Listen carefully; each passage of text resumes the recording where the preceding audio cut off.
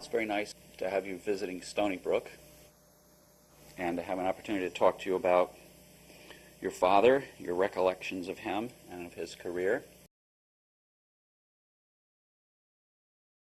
Your father was born in 1907, 1908? Yes, that's right. It was a classic Victorian-style family where the expectation was that things would be done properly and that there was quite a lot of control, I think, in the family. But the children were basically raised by nannies, and obviously his mother, my grandmother, who I knew well, was always there in the house, but the children were basically in the upstairs floor. Yes. How many brothers and sisters did he had? Two elder sisters, Winnie and Marion, an elder brother, who was number 3, and my father very rapidly after that was number 4. Yeah. He was only, I think, 11 months younger than his elder brother. And then he had a younger brother and a younger sister. So there were 6 of them altogether. My grandfather, who I never knew, he died in 1927, I think. He was president of the Royal College of Surgeons of England. He was surgeon to the royal family. He was a very high-ranking surgeon in the Allied forces during the First World War. And he made many distinguished contributions. I remember one of the things that he did was he introduced the steel helmet. He recognized there were so many head injuries that were fatal, which a similar degree of injury on a limb would have been nothing more than a flesh wound. He also did some things about the organization of so on. Field I think hospitals. That was very important. Very important. Yes. What he did was what Colonel Potter did in MASH. He was the first Colonel Potter. He developed MASH units, under canvas, surgical units, right up by the battle line. And they would do really major surgery right up near the front line. The story in the family is that he came back a changed man. He didn't return to Britain for 4 years. He did have 4 years of secure attachment with his nursemaid, Minnie. I believe that was a very positive experience. The fact that he lost the nanny when he was 4 because she moved on to a better job doesn't take away that sense of having known a secure attachment bond with somebody who I think he loved. It's said by his sister Evelyn that John was her favorite. And when it's known that somebody was her favorite, chances are that she was his favorite. And I think that was, and we know she was the only person in the household who consistently played with the children.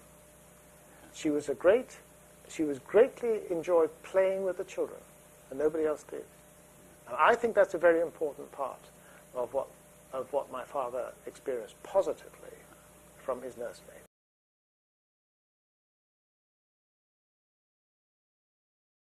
His siblings were his playmates for the most part? Yeah. Were there other children around? Well, particularly his elder brother, 11 months older, Tony. And Tony was a good uncle. Yeah, I enjoyed him. And he and my father were the closest of friends and the most intense rivals. There was this classic sibling bond. And they remained so all their life. And they phoned and they met and they holidayed and they had lots of things in common. And they were very like each other. They physically looked similar. Father's recollections of his childhood engagements with older generation were with his maternal grandfather.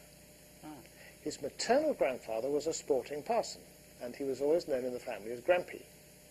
And this man was a major force in my father's life because he taught, as far as I can make out, my father these field sports that my father so dearly loved, and a lot of the natural history was through him.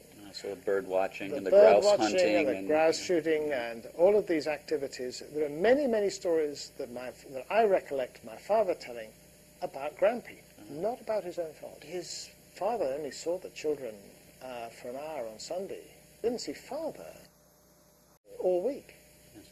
Well, He had an absent father to that effect. Were there great expectations placed on his brother and himself because of the father's great accomplishments? I think they would have put expectations on themselves. To I think rise to the father's accomplishments. I think my father would have liked to have pleased his own father. I see. But I think that his father was rather remote. I mean, there's a nice record of old Sir Anthony being highly regarded with great affection by his professional colleagues. And I think he rather had two personalities. That there is a tendency for him to see his professional colleagues in a supportive and comradely light. And I think he found that when he switched to family mode, something else kicked in a way that I don't think was so comfortable. Interesting. Isn't it? And I think there's little elements of that about my father. I hear such warm comments. My father was a warm man. He was a nice man. He was a generous man. He was a good father, but he wasn't a cuddly father. Yes. His behavior was entirely appropriate for professional colleagues, but it was a little bit British Reserve at home. Yes.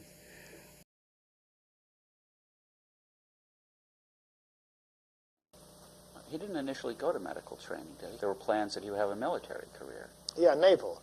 His schooling was at Dartmouth Naval College.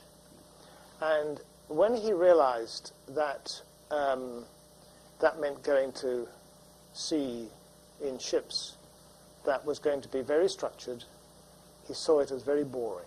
No. And because you've got a subsidized place at school, at Dartmouth, you were expected to work to enter the Navy, and that's why they were paying your tuition fees. So his father had to buy him out. The way I describe his work is that he trained to become a medical doctor. He specialized and became a psychiatrist. Simultaneously, he trained and eventually qualified as a psychoanalyst. The war came along, you see. Yeah, it was disrupted. The war came along and it just cut swathed through. But he met some very, very able psychologists who moved to the Tabby with him. And they sort of rejuvenated the Tavistock Clinic after the war as a group that came in. Jock Sutherland, Eric Trist, I can't remember all the names of the people, but they were very, very important.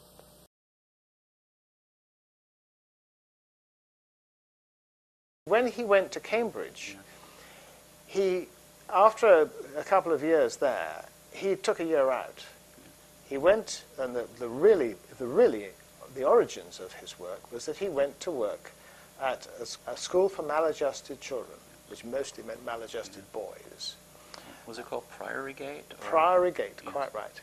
When my father was at Priory Gate with these maladjusted boys, he came across a volunteer who had a boy in the school. And this chap, John Alford, said to my father, you know, there's something strange about these boys. They've all got some form of loss in their family. And I think what you should do is you should go back to medical school and finish your degree. He'd taken a year out, remember? He should study to become a psychoanalyst. And that's basically what my father did. Now, it may look as if my father spotted what it was that was going on, but it's actually quite, I mean, he told me that John Alford was the man who drew it to his attention and that John Alford saw the significance of these broken home situations. And that usually meant death or divorce. And that was the basis on which 44 Juvenile Thieves was. You think this experience turned him toward children? Why did he go to work at Priory Gate? Yes. It's not the direction the father's successes would suggest. The father would have turned in his grave had he known that my father was going into anything to do with psychiatry, psychoanalysis. He was a surgeon, general surgeon, and the idea of messing with someone's mind, I think, would have been a complete anathema. And I think that in many ways my father was freed by the untimely death of my grandfather, who died of pneumonia, which he wouldn't have died of nowadays. He was a fit and healthy man. How old was your father at that time? Well, I think it was about 1928, so he'd have been about 21. Yes. Oh, so quite very young. early in his Well, education. his father was a very old man Yes. when he became a father. Oh, I see. Born in 1856, so that he was 50 by the time my father was born.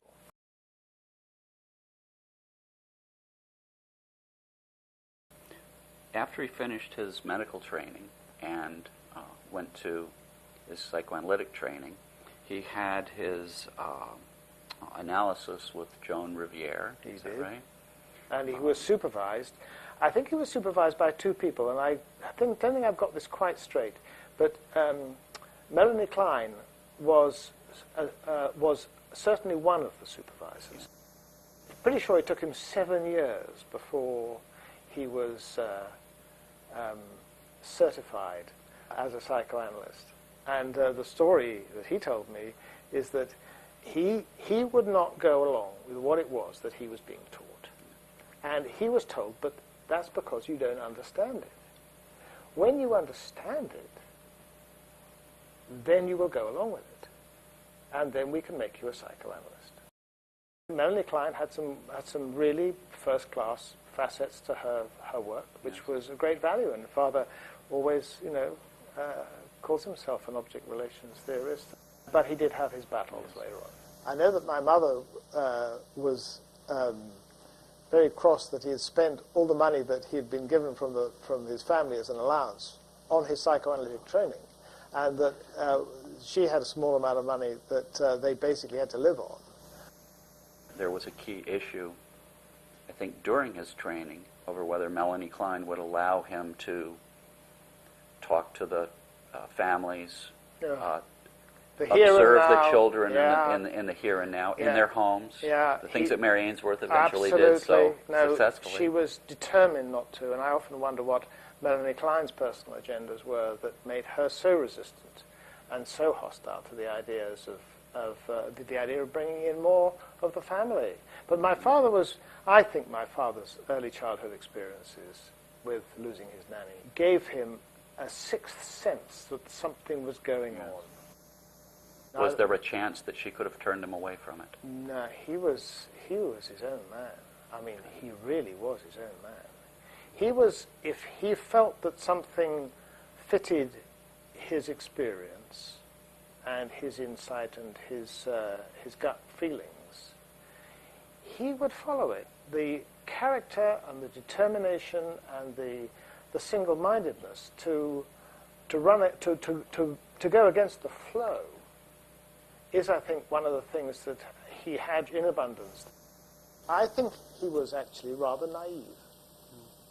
I think he felt that if somebody came up with a solid explanation, which was, in his view, clearly better than the present explanation, everybody would welcome him with open arms. Yeah. How wrong can you be? It turned out to be extremely contentious from every different angle. Did he maintain contact with the people who'd given him the psychoanalytic training, or did he move on after that? Well, of course, no, he didn't.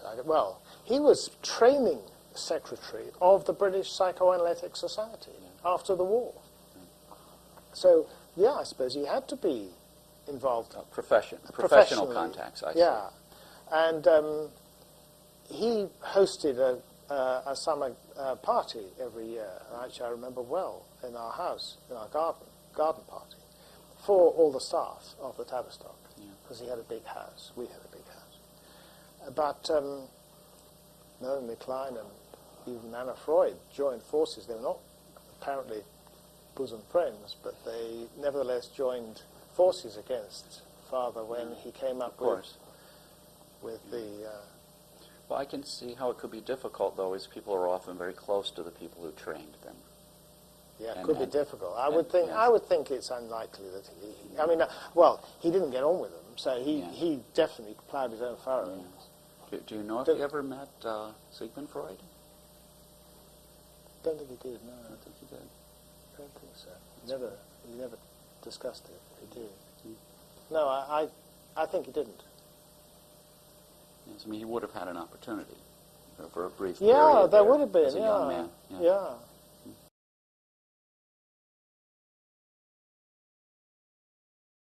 Your father seemed comfortable with philosophy of science, exploring into cognitive psychology. He obviously was interested in natural history. People would mention things like control systems, and he didn't avoid something new.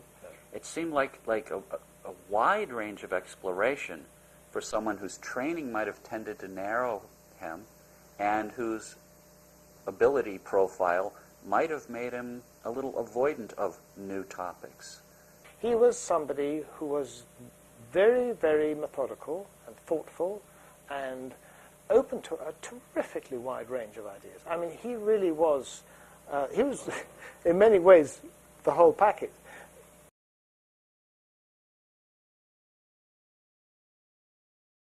Most of the family have very good interpersonal skills. Yeah. They're quite widespread through the family. A lot of teachers, a lot of professionals. Not many people making buckets of money, but a lot of people interacting at a professional level with skills, connecting and networking. It seems likely that that same facility would make for a good child psychiatrist. Someone with good eyes to see what's going on. He never claimed to be a good therapist. Therapist, yes. And he didn't do a lot of either child or adult psychotherapy. He never did sort of 8 hours a day. Yeah. That was not what he did. He had a few patients that he saw for a long time, and I think was successful. But his real passion, I think, was synthesis of ideas.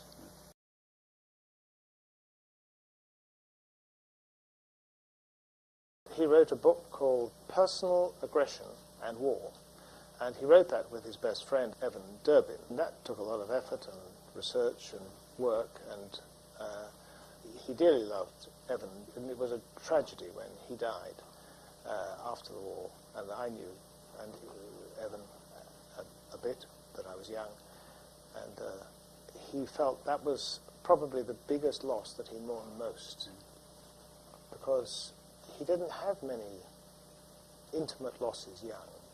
You know, no children died, no siblings died until ripe old ages, and he didn't have these big losses. I think he didn't grieve his father's death, and his mother died age 90. That would be unusual in those days. People would experience losses I think so. Throughout their lives. Father used to say that people thought that the more losses you had, the easier it got. And he said, we've got no evidence for that. In fact, if anything, it's completely the reverse.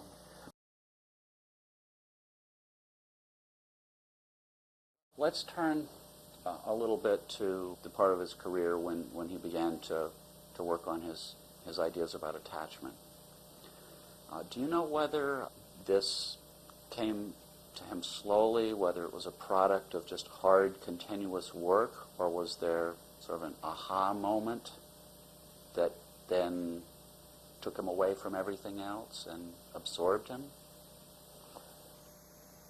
There were a series of aha moments, and some of them I can remember. But primarily, it was 90% perspiration, 10% inspiration. Very, very determined, long-term hard work. 44 juvenile thieves, sort of looking at maternal deprivation. 1951, World Health Organization, maternal care and mental health, made into the book Child Care and the Growth of Love. That monograph became pretty much 90% of the text for the popular book. Maternal deprivation. He then, in 1957, had a sabbatical year in Palo Alto, just south of San Francisco, where he had the opportunity to amass all his thoughts, and the outcome of that was a paper called The Nature of the Child's Tie to His Mother. That was the start of the attachment theory, the child's tie, the nature of the child's tie to his mother. So this was an evolutionary process. What might have been some of the aha moments? Well, I remember one was that I remember we were on a walk together. I was about 17, so it was about 1956. He said, you know this business about the child feeling frantically upset if they can't find their mum, if they get lost, and how it's like the demons are after them. Well, it's like it's the same feeling that we get as adults if a loved one dies. There is the same sort of sense, and I think grief and mourning is very closely allied to the sense of can't find mummy when I'm a baby, when I'm a toddler. And I can remember thinking, well, if you're right, that's really heavy stuff. You think he was working it out as he talked to you? He wanted someone non-controversial to try the ideas out. But I think he mostly used Mary Ainsworth for this. She said that when she left London and went to Uganda, she was not convinced that this secure base description was necessarily a good description of infants, and she was going to find out.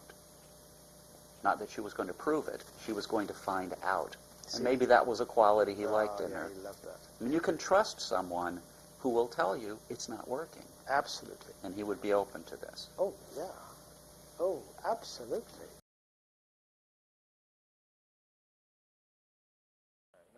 Now, I think Jimmy Robertson had a natural flair for this sort of thing, and my father was a skilled photographer. He had photographs from when he was a child. I was through discovering his quarter-plate Sanderson camera, which was red leather and mahogany and brass, that I got into photography. And I'm sure when Jimmy said, you know what I'd like to do? I'd like to film these little guys going into hospital because I think we might be able to see something in the pictures. And I think my father was supportive of When the baby in the next cot cried, and my father said that Jimmy could do with his camera what he could never do with his pen.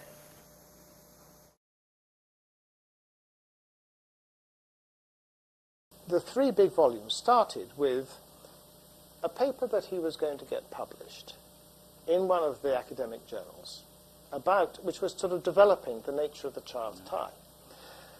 And then he said, this paper's got too long, and what I'm trying to arrange is that the journal does half of it in one issue, and then the next issue, 3 months later, they'll publish the second half.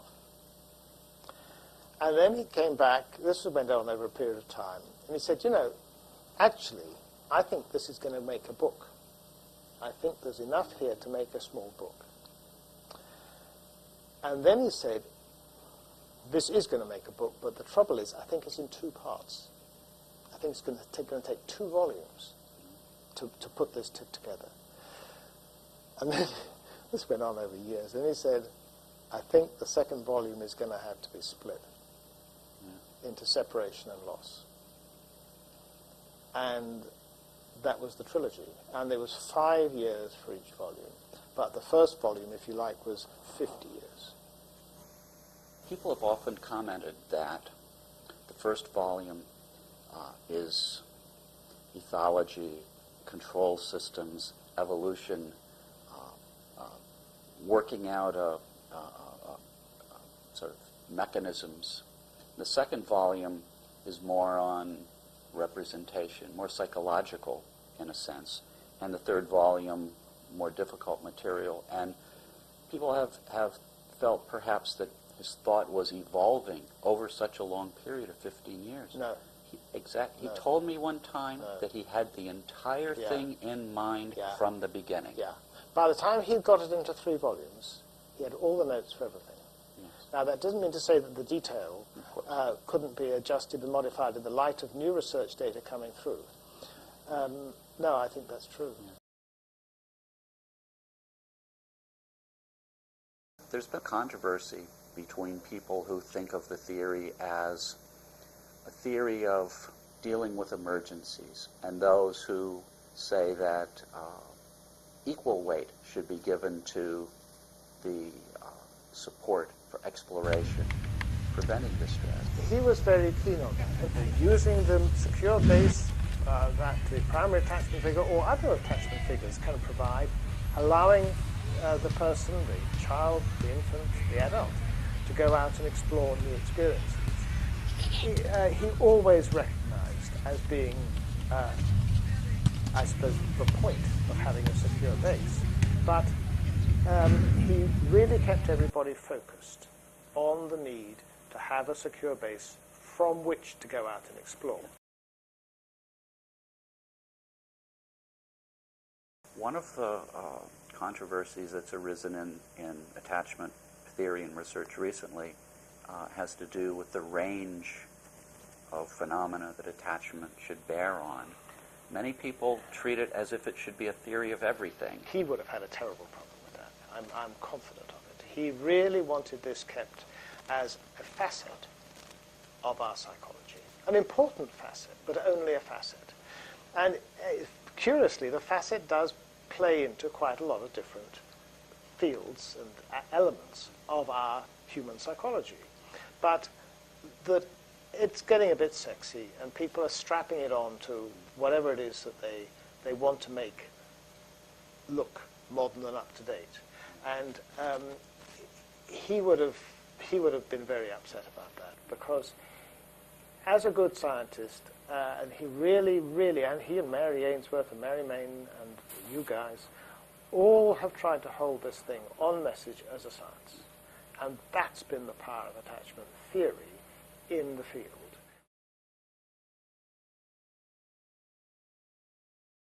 I wonder what he'd think about so many people today having a fatherly image of him. He was the source of their careers. He would be anxious Really? that this is getting too much of a worship. He would worry. He didn't. Really? He didn't like.